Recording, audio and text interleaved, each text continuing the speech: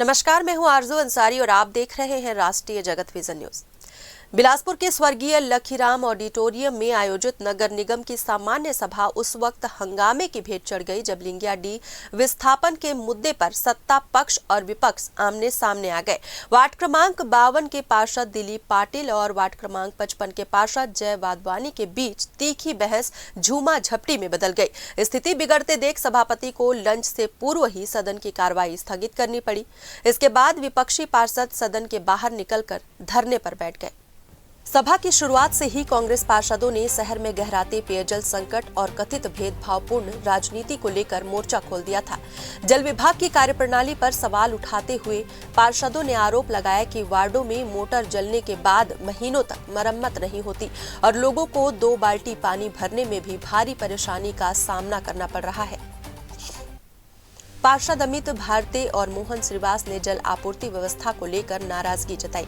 महापौर पूजा विधानी ने सदन में जवाब देते हुए कहा कि प्रशासन नियमों के तहत काम कर रहा है और पेयजल संकट से निपटने के लिए आवश्यक कदम उठाए जा रहे हैं।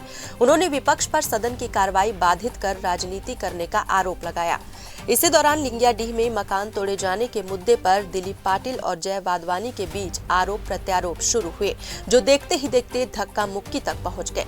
सत्ता पक्ष और विपक्ष के अन्य पार्षदों ने बीच बचाव कर मामला शांत कराने की कोशिश की, लेकिन वातावरण तनावपूर्ण बन गया।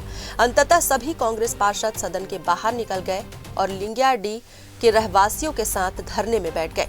लंच के बाद जब पुनः कार्रवाई शुरू हुई तब विपक्ष की अनुपस्थिति में भाजपा पार्षदों ने बहुमत के आधार पर 15 मुख्य और एक अतिरिक्त प्रस्ताव ध्वनि मत से पारित कर दिए। नेता प्रतिपक्ष ने इसे लोकतंत्र के लिए दुर्भाग्यपूर्ण बताया। सामान्य सभा के लिए लॉटरी पद्धति से 66 प्रश्न चयनित किए गए थे। महापौर ने विपक्ष और सत्ता पक्ष दोनों के सवालों का जवाब देने की कोशिश की।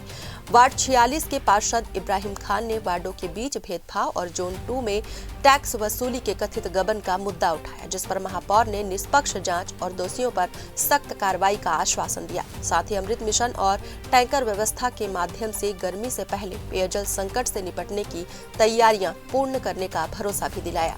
फिलहाल इस खबर में बस इतना ही। देश प्रदेश की खबरों से अपडेटेड रहने के लिए हमारे चैनल को सब्सक्राइब करें और नए खबरों के नोटिफिकेशन के लिए बेल आइकॉन जरूर दबाएं। नमस्कार।